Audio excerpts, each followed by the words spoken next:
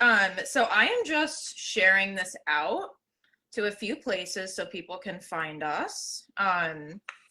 In the meantime, it looks like we have a few people here. Hi.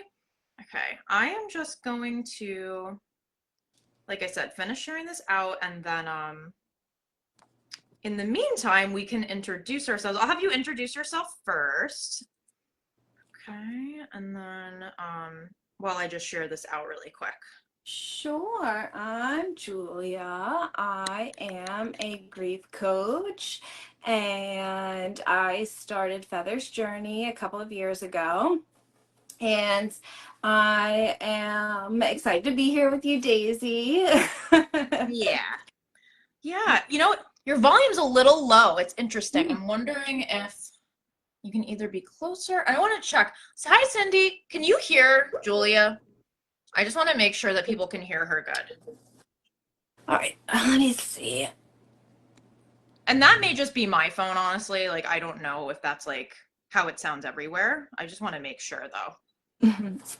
Did turn up the volume a little bit, but yeah, guys, let me know if you can't hear me. Okay. Yeah. I mean, I can hear you, so I think it should be okay. But yeah, let us know, guys, just so we get a sense of how this is sounding, okay? And then I'm just almost done sharing this out. And I will just introduce myself for anyone that does not know me or anyone that's new. My name's Daisy Farrell. I am a medium, healer, and teacher based in the Hudson Valley, just like Julia. And yeah, I'm very passionate. I'm very passionate about, as you can hear her, but you can't see her face. Well, all right. I'd rather you hear her. So, I mean, that's okay. As long as you can hear what we're saying, that's more important to me. You hear fine. Okay, great. So we're good.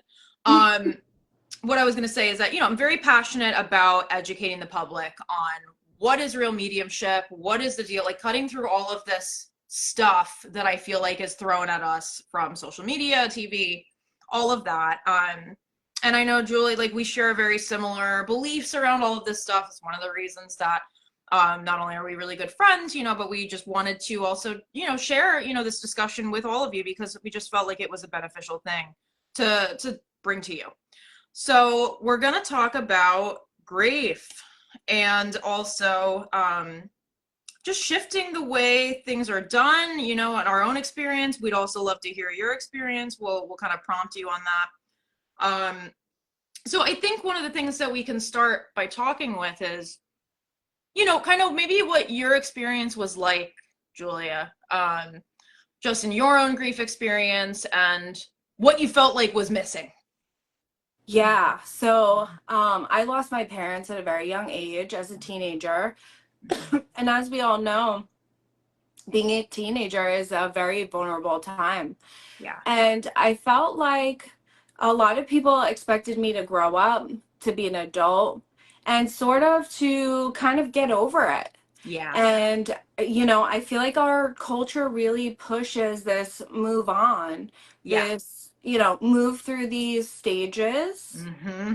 And, you have to go about your life. Yeah. Yeah. Yep. Yeah. That expectation, go to school, continue, getting grades. And when you're grieving, you're sort of in, meltdown. You're figuring out your life. And whether it's parents, your child, your friend, your partner, it could be any person that you love that you've lost. Even in our society, they only give you 3 bereavement days from work. I know, which is like, what? Yeah, I know. Like, what even is that? What are we doing with 3 days? Right. Let me rebuild my life in 3 days. Yeah, great. Thank you. Yeah, I know. Yeah. So I felt, over the course of life, I've lost lots of other people, friends, other family members, and things like that. And I have felt that same feeling, always with the sense of move on, get through it. How, why aren't you over it yet? Like, why are you still sad? And it's been over 25 years now, and I'm still affected by it, of course. I mean, you know, Yeah. Grief never ends. We build our life around it. And, I made a life for myself, of course, but, Mhm. it's still a journey. And I Yeah. think anybody who's had loss understands that. Yeah, definitely. No, you touched on a lot of really good points there. I think well, first off, I mean, I completely agree. I think that's probably one of the signatures I have found of like American style grieving, is this sense of rushing. It's this Mhm. feeling of like, okay, so sorry, all right, we're done. And it's like, oh my God, how quickly can we like be done with this kind of feeling?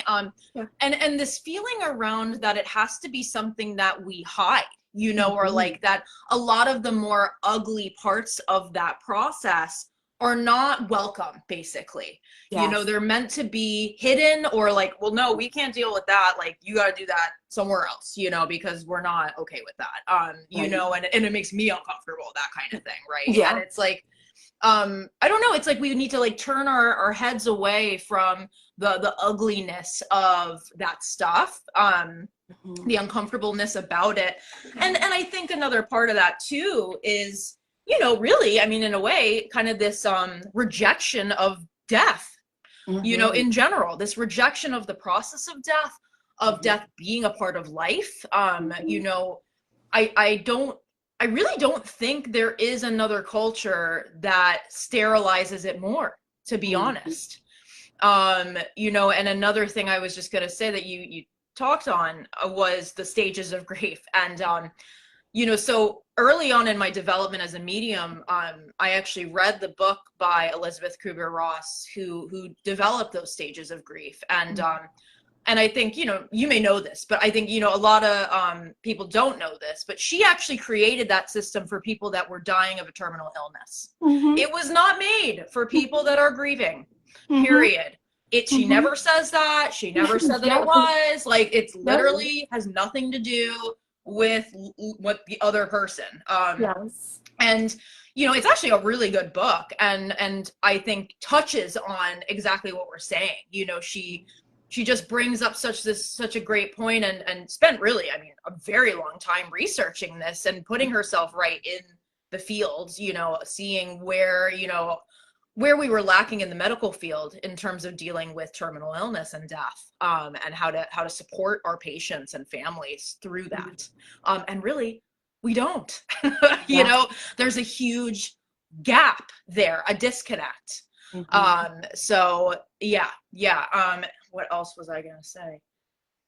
Yeah. And so what would you say, like in terms of going through all of that, what were the things that you kind of had to learn on your own that you kind of wish, I don't know, someone else could have done for you? Or like, I'm just curious.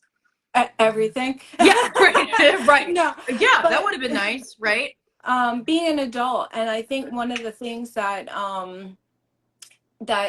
I can reflect on now that I didn't really quite understand for a very long time was how I was sort of stuck as a 16-year-old girl. And also, I was way beyond my years for a very long Yeah. time. So I Hmm. had this sort of push pull inside of myself where I Hmm. was like constantly acting like a teenager with outbursts because I never really grew past that in a lot of ways, but yet I was like more mature and more responsible, and I had to feed myself, clothe myself, shelter myself. And I think that push pull inside of myself was not something that I could really understand. Yeah. So I think I wish somebody could have kind of helped me to mature in a more natural way, Yeah. so I wouldn't have to feel that sense of confusion. Some of that was very isolating for me because I Okay. never really fit in with adults, but I never really fit in with my peer group when I was Yeah. young. Well, I never really fit in anywhere, Yeah. whatever age I was sitting at, for a long time. Right. So I think that would be something that I wish I had more guidance and the ability to like mature in a more natural state. Yeah. Um, Yeah. Yeah, and Yeah, just no, not feeling yeah. so alone in that, Yeah. not having that community, not Hmm. having a group of people or a force around me to really comfort me and guide me through that time of my life, and just Hmm. feeling very alone and grieving very much alone for most of Yeah. my life. Right. No, yeah, that makes a lot of sense. And I think especially one of the things you're kind of touching on, it's like, because again, I feel like I've also seen this not only, probably more so even just with other really close friends of mine that have lost parents young, and things Hmm. like that. It's so true, like especially when you're in those kind of formidable ages, Hmm. I don't know, there's something really, poignant about it where it's like it's just it's a big kind of swirl of things, it's a lot of different things. And it's true, like there's really a real lack of understanding around that. And I feel like it kind of forces the younger person to grow up, very quickly, and Hmm. to feel like they're not supposed to have that desire for a parent figure, for Right. these certain, just very natural self-development things that we go through at those ages, and then they're left to kind of figure it out on their own, and unfortunately sometimes have to go through some pretty awful things to learn it, and so I've definitely seen that before. And I think the other thing that I was going to say that you touched on is, wishing that there was a community around you, or wishing that there was some kind of, I mean, it doesn't even have to be that many people, right? But it's just Yeah. like, just somebody, like, Yeah. hello, somebody to just be like, hey, you're not like, what you're feeling makes sense. It's Hmm. valid, Hmm. and this is what it might be, right? Or just some reflection, even, just a space where it's also like, this is normal, this is actually healthy for you to feel, right? Like, and you're safe to feel it here. Yeah. Instead of, hey, just figure it out yourself, and we don't talk about it, basically, Right. yeah. Yeah. Yeah. And I think that's the thing, like, I really don't see a lot of groups, or a lot of even like advocacy around changing that, especially for youth, which is such a Mhm. needed thing, I think. I think there are some groups out there that try to do good things, in terms of helping grieving people, but it's still really limited to me, and I don't see it a lot, especially locally, to be honest. Yeah. I mean, truth be told, I went probably about 2 to 3 years without ever talking about my grief at all. I mean, Yeah. period. You Yeah. know? And so I think that helps to really feed into that denial and avoidance. Yeah. And, having some kind of community, having some kind of group or a mentor or somebody to just like say it's okay, or Mhm. this is a space where you can have that outlet. It won't feed that uh sense of where you have that ability to just like pretend it's not real, and that Yeah. can be like a really damaging thing. Yeah, Especially, definitely. you touched on another thing, which was for a long time looking for like parents in other places, Yeah. and that creates its own fun little set of Yeah. things. Yeah. But yeah, and I'm looking to really change that, so I'm really looking to advocate for our community and Mhm. bring groups, bring one-on-ones, so that people do have a space, they do have an outlet, and they have a place to gather, so Yeah. that they don't have to feel the same sense of isolation or confusion Mhm. around like, what does my process look like. And Yeah. it's from day one to year 25, Mhm. like I said, it doesn't stop No, yeah. ever. So, Yeah, right. I mean, I think that's the other, there's such a spectrum, and no, I think what you're doing is so needed and so important. And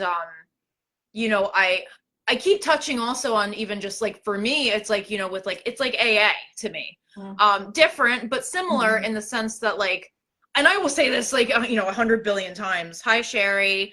I know Sherry understands this. I wish everyone could just be an AA. Yeah. Honestly, can everyone Yeah. just be an alcoholic? Yes. Because it's like I can go anywhere, literally anywhere, and know that I can go somewhere where I will immediately feel at home. I will immediately feel like myself. I will be accepted and understood. And that's rare. I feel very lucky to have that. And I really feel like, I mean, oh my God, can we imagine if we had that for grief? But so many people carry this on their own, and feel like they have to.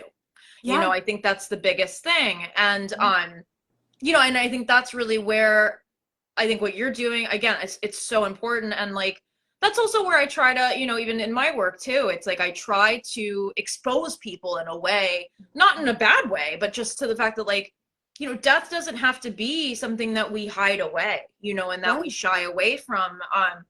There's a lot of about it that, yeah, is horrible, is ugly, and is painful, but if we can integrate it into our belief system or into our everyday, or in a way that doesn't feel so like taboo or whatever, right? Like I just feel like it wouldn't be such a painful experience, in a lot of ways. Yeah, you know what I mean? Yeah.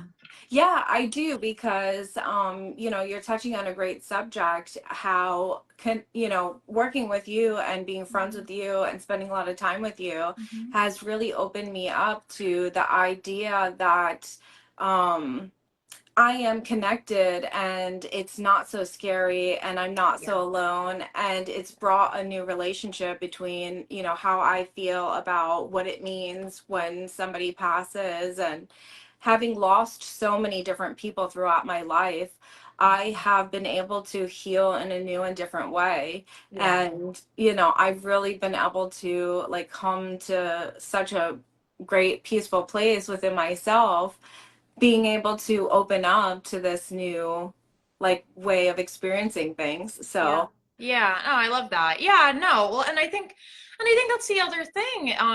I was just talking about this with Brian. One thing that I've especially also noticed, more than ever, is how little the general public really knows what mediumship is. yeah. It actually blows my mind, and it's not their fault, but Yeah. it's just, I think it's, because my circle, most of them are mediums, or they're at least, Yeah. they kind of get the deal, right? Like, Yeah. so I kind of forget sometimes that the general, average person, they really, they're either afraid of it, they're confused by it, they don't quite understand how it works. They have all these different kind of preconceived ideas about it, due to, again, a very limited understanding and limited exposure and education. There really isn't much out there that is, I think, that helpful. And it's sad to me, because it is such a beautiful tool if it's done correctly, and if it's done ethically. Which, again, unfortunately, there's a lot out there that isn't, and but I think that that's the other thing. There's also this kind of lack of spirituality, I think, within the grieving and death process in American culture too. It feels very sterile, in terms of connecting to your loved one's soul, or feeling that kind of experience after death, and maintaining some form of spiritual connection to them. Again, I feel like a lot of people feel like this is something they can't talk about, or it's something that they're embarrassed to share. It depends, but a lot of times I do encounter that, where it's like people feel shame around even saying, oh, I talked to my loved one, or I feel them with me. Well, yeah, of course you do, and it's like, but unfortunately not enough people are educated to know that that's like totally valid and a good thing. It's a beautiful thing to be able to have openness to. Yeah, like you are dreaming of your loved one. Yeah. You are getting signs from them. You are Right. connecting with them. When you Yeah. feel them, don't blow it off. That's like your, your connection. Don't Yeah. think it's a coincidence when that song comes on the radio or whatever. Hmm. And I'm guilty of it just the same. But Yeah. Yeah. again, that's the cultural, shame. That's the Right. cultural doubt around it, or Mhm. a lot of times with religious influence that plays a role as well. Yeah. Yeah. So depending on your upbringing with regard to that, or sometimes family expectations or Hmm. things, around that, it becomes difficult to want to speak on that or share about it. But Yeah. I have found that with the right like friends and chosen Mhm. family, so to Yeah. speak, Yeah. um that stuff, once you open yourself up to it, you really start to recognize more and accept more, and you can understand your own intuition, and you can really feel into what's actually happening, and instead of saying no, it can't, that's not it, Right. Aunt Edna is going to tell you to go to church, but Right. Daisy, you're Right. gonna get my back, Yeah. Yeah. Yeah. Exactly. Well, and I think that's the other thing. It's just, to me, the amount of clients that I have seen that, maybe have never had a reading before or whatever, right? Like, I mean, it really is beautiful to see how they're like, oh my God, it gave me so much healing to know that they know what's going on in my life, or they're around, like they're able to, they're accessible, they're not gone. And I think that's another thing where I've just been very grateful, and it's something that I've shared plenty of times on my, social media and stuff. But just with the process of losing my dad, I was very lucky in the sense that, when that all happened, I had already been working as a medium. And so, obviously I think that whole situation would have been very different had it been before that, Yeah. but it really did a lot of things that I don't even know if I have words for, but it carried me through that process in this really beautiful way, and it allowed me to be really present with him, and that whole process too, Mhm. and then even after, to Yeah. just know he's around, right? And like, of course, I'm still, we still are going to always, grieve the physical loss. It's not the same, of course, but just knowing that they're around, knowing that we will see them again, all of that is really helpful. It is very helpful, and I think can be a beautiful integration into any kind of healing, regimen you are trying to put together for yourself in that process, Yeah. Mhm. Yeah, I think it's a tool in the toolbox, right? So Exactly. Exactly. Yeah. with grief, it's so complicated. Right. You need a toolbox, Hmm. because it's not going to be that easy. There's not going to be one cure all. No, Um, right. Which I think is another challenge that we face in just because of the lack of talking about it, but I yeah. just think, right, people fall into the stages of grief. You're Yeah. having this right now, or whatever, and it's just like, can we just not do that? Like, we're just gonna Right. not do that. Or like the typical sayings that people think they need to say, and it's like, Right. we could also just not do that, and I Yeah. that was the other thing that was coming up, was like, this feeling where I feel like, because people are not educated and they get nervous, around someone that's maybe had a more like a large kind of loss in their life, Hmm. there's like this fear to even bring it up, when Yeah. like a lot of times I feel like, we want you to bring it up, like we don't want to act like we just forget about the person, Yeah. like Yeah. it's okay, it's okay Yeah. to bring up something emotional, I Yeah. think that's the other thing, because I don't know if they like, well, I don't know if I can handle that, Yeah. whatever, and I think that's the other thing. It's providing education and support for the people that are grieving, but then also for the people supporting the grieving, Oh, yeah. I Great think we need point. we need both. you Yes. know Great point. hmm Absolutely. Yeah. 100%, because Yeah. it's hard on everyone, Yeah. you Right. know, Right. It and impacts people everyone. don't know how to act, really. Yeah, and I know that there are lots of good people out there that I think, they want to do the right thing, but they Mhm. just feel like they were never given a guidebook on how to be there for someone in grief. Yeah. It was just never discussed, never shared, in a lot of ways. Yeah. Mhm. Yeah, I think one of the most common things I often hear from people who have had loss is that, my friend or my family member or my loved one, they don't contact me anymore, or Yeah, they failed me in this way, yeah, or, I really thought that they would be there for me and they're not showing up for me how I expected.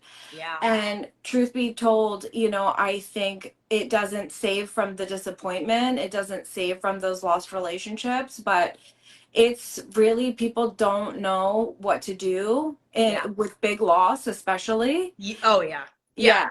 They And they feel bail. overwhelmed by it. Yeah, Yeah, they bail. A right, lot of times they right. bail.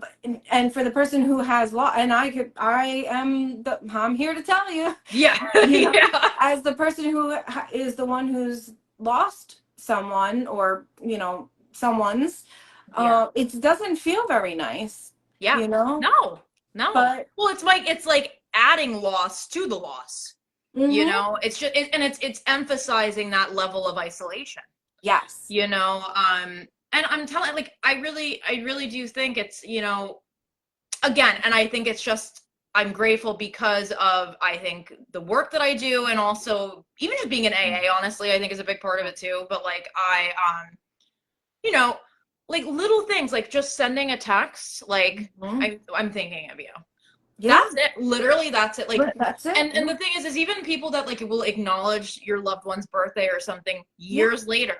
Oh my Like, God, why? Like, yes. that means the world. It really Yes. does. It's because I always feel like there's this peak, Mm. like right after someone Yes. passes, of like Yes. people checking in, people doing things for you, Yes. and then Yeah. it just stops. Yes. you After like know? a month, and then it's Right. just nobody, And then crickets. just Yep. Yep. Yeah. Yeah, and I'm sure many people probably relate to that. I Mhm. think it's just people, they want to like do what they think they should be doing, Right. and then they move on, Yeah. but the person doesn't move Mm. on. We never They're forget still their very much in birthday. it. Yeah. Yeah. We never forget the day they died. No. Like, No. send a text, thinking of you today, you Right. know? Right. Uh, Basic. Like it's yes. simple. Like it doesn't have to be a Yes. lot, and Hmm. and I think that's the other thing too, which again, I think this is all tied together, but it's like I think it's also like America's kind of rejection of vulnerability, Hmm. And so, you know, because I think grief and supporting people in grief requires you to be vulnerable. It And it does. requires you to be exposed to vulnerability in a Hmm. way that, again, I think our culture just is like, oh my God, and Yeah. we really don't. So it makes people go into this like panic, Yeah. and so I remember I wrote like a blog post about this a long time ago, and there's actually some things I would change about it now, but after going through a much bigger loss. But I think, you know you can say, hey, I don't really know what to say right now. You know what I mean? Like, it's Yeah. okay to say that, like, I Yeah. don't have the answer. Like, I Hmm. don't I don't know. You know what Yeah. I mean? But I want to be here for you, right? Yes. Like, it's okay to say that you don't know. Yeah. It's Yeah. okay. Hmm. Mhm. What do you need right now Right. is an acceptable Right. question. Right. Yeah. And again, Yeah. and I think there is a lot of, I get that it's complicated, because I do think that I feel like there's like two schools of thought, or two like opinions on that, where it's like people that are like in a deep grief, it's almost like they don't want people to ask what they need, but like just show up and drop off food. Well, Just in the show up and, like, beginning, you know what I mean? yes. Like, not even asking, because they Yes. don't even have the energy to respond, right? In the beginning, yes, I Oh agree yeah. with that. Yeah. 100%. Yeah, You you know, can't even think. right, Yes. Hmm. right. I Um, agree. but I think again, but it's the willingness to just try, Yeah. and just put Yeah. yourself out there, because and I think the other thing that I'll hear from people too, where it's like, well, I thought you wanted to be left alone, or like I didn't want to bother you, Yeah. and it's like, and I think it's it's not that they mean to be harmful in any way. Again, I think that's just a lack of education, or a lack of understanding. Because most of the time that is not the case. Wow. Not that they want you like sitting next to them like 24/7, you know what I mean? Yeah, yeah. But Yeah.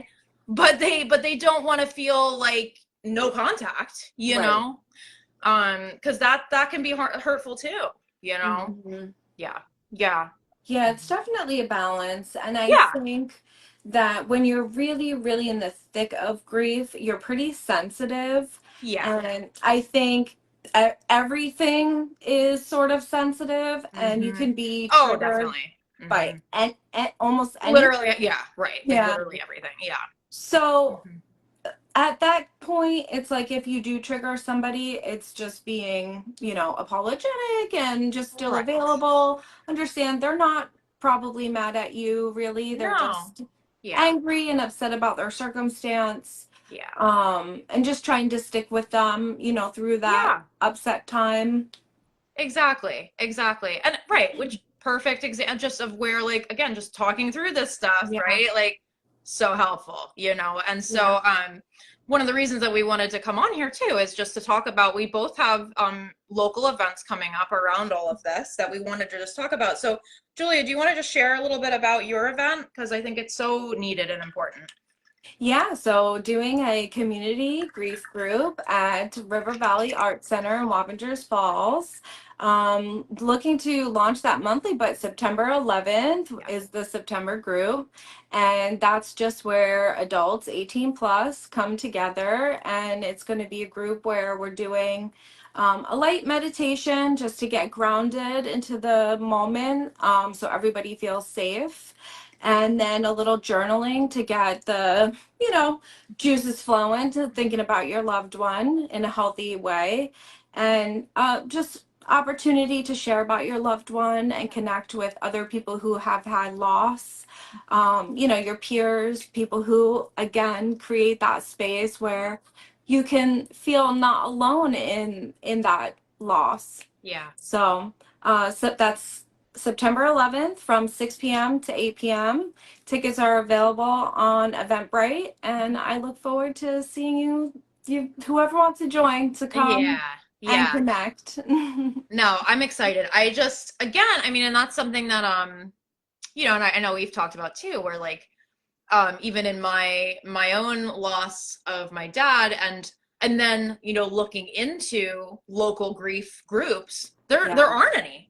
There yeah, literally aren't any. I mean, I think there's maybe one, but it's through a church, which again, it's maybe works for some people, but for others it doesn't. And I wish there were more options. yeah. So I mean, I think this is so, so needed. So I will be sharing all of those links in the comments, you guys. I definitely recommend checking it out. Even if you feel a little nervous about it or whatever, like Julia is so good at what she does, and will really provide such a safe space for you to just unfold that.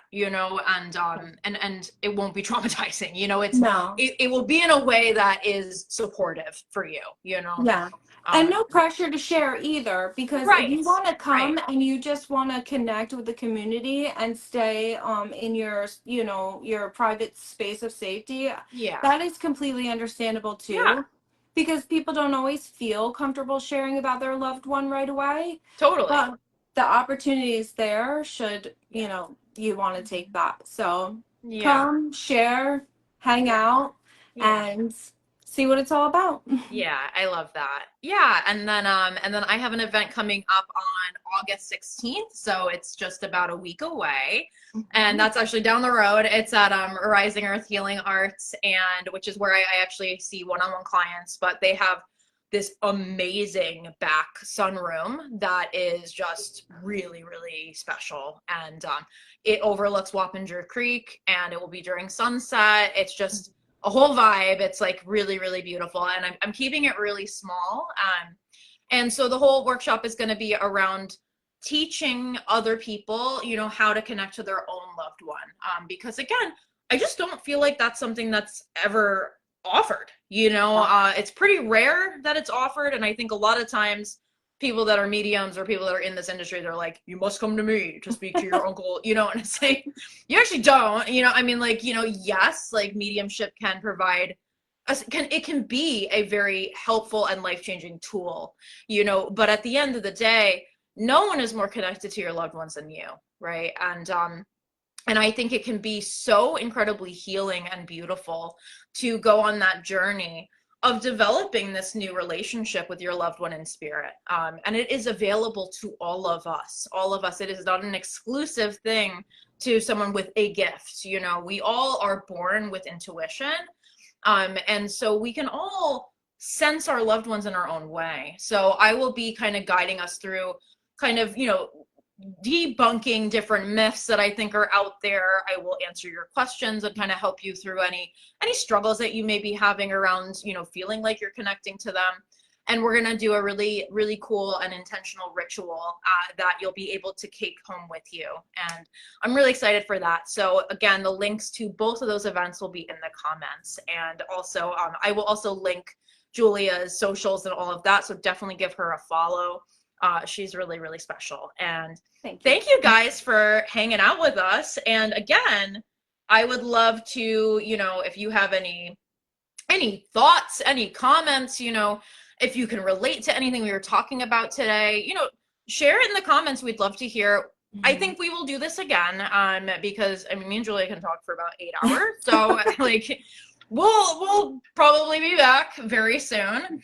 And so yeah, like if you guys have any topics that you maybe want us to cover or anything like that, just share it with us, you know, and reach out if you read, you know, if you feel like you connected with Julia and her story. Oh, thanks, Sherry. Yeah. Oh, well, I love you, Sherry.